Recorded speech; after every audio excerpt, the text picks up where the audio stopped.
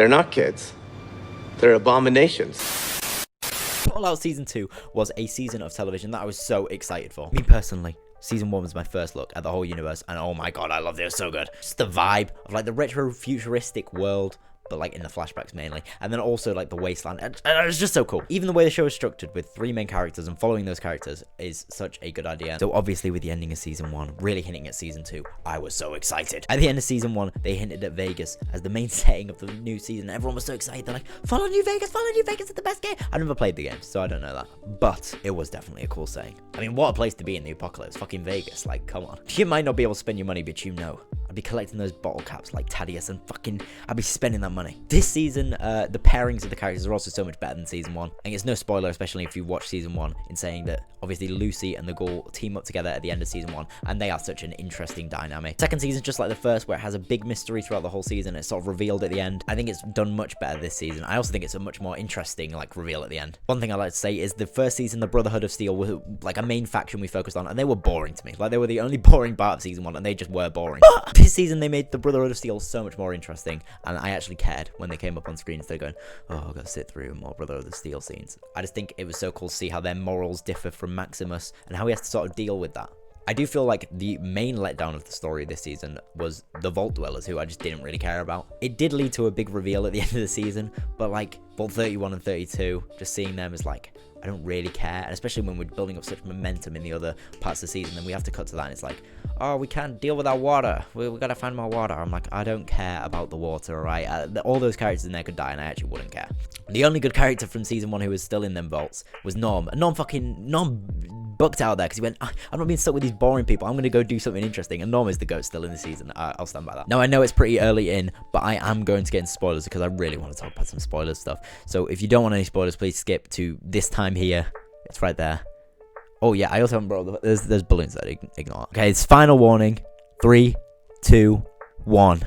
That ending. While I do feel like it lacked a lot of finality for like the actual season, it's so good and so exciting for Season 3. As I've already said, I'm not a guy who's played the games much, so the Enclave was like, that was the first introduction for me, and with a bit of research that I've done, they seem really cool. I hope we get to see more of Mr. Krabs.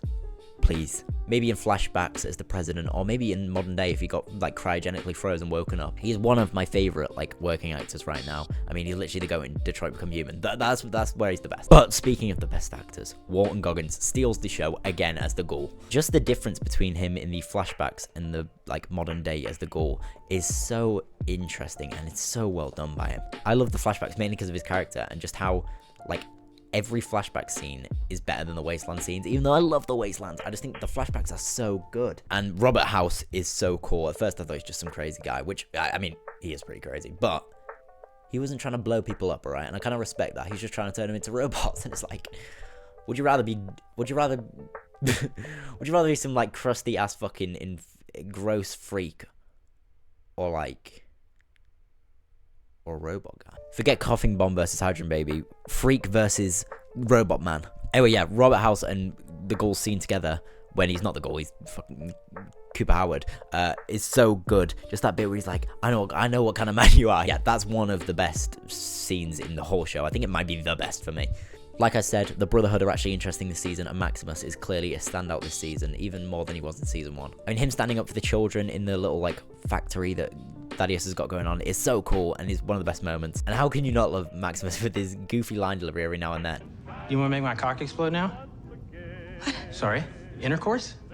No, Titus. Thaddeus is also such a good and funny character, and I cannot wait to see what sort of freak he turns into. While the Brotherhood are cool, they're not the best faction, because the NCR are back in town. Their arrival was such a cool moment, and I really do hope at the start of Season 3, Maximus is like, can I join?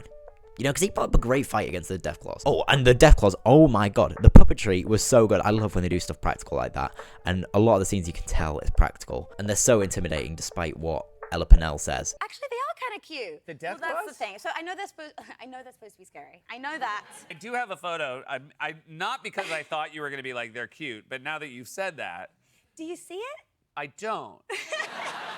And by the way, ma'am, I don't think anyone here is going to see it. Like that. Okay. Oh my God. Okay, that was a mixed reaction. Some people went, ah.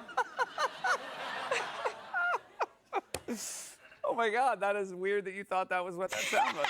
Lucy and her dad are so good this season again. Their dynamic is so interesting. I love how this season Hank is just sort of like, yeah, I'm just like an evil, crazy guy now. I don't care. He's too good of a villain to just say, like, he's done now. He's wiped his memory. There's nothing he can do. I think he's going to come back in some sort of way. The Enclave are going to give him some sort of directive or some instructions, and he's just going to be like, boom, I'm now like an Enclave robot. Again, I need to bring it back to the Enclave. Maybe I'm thick, but even the fact that in season 1, the research center that the scientists escaped from was the Enclave, like their base, was so, I don't know if that was a thing that we're supposed to know. I did not know. That is so cool. Just the fact that they've been there the whole time orchestrating things and just we didn't know. I think that fact just makes them such a threat and it makes them so intimidating. I mean, even the fact the fucking president was part of them is just so cool. Overall, this season is a massive improvement from season 1, and season 1 I loved as well. The music is so good in this show, as well as the performances and the character dynamics. And I mean, the show is so stylized and brilliant, especially in the flashback scenes that are just so good. Fallout Season 2 follows up the first season perfectly and sets up Season 3 in such an exciting way. So with all of that considered, I'm going to give Fallout Season 2 a strong 8 out of 10. I love this season. Please let me know what you think about the season. 8 out of 10. Oof, that's a good show. I'm so excited for Season 3. Apparently they're starting shooting it soon, and they're trying to aim for like a late 2027 release, which I'm all for, you know? Like a year and a half-ish for every season. That's brilliant. That's great timing. And if you like the video, please like, subscribe. It's free. You can always unsubscribe later, and yeah, it means the world. As always, stay safe.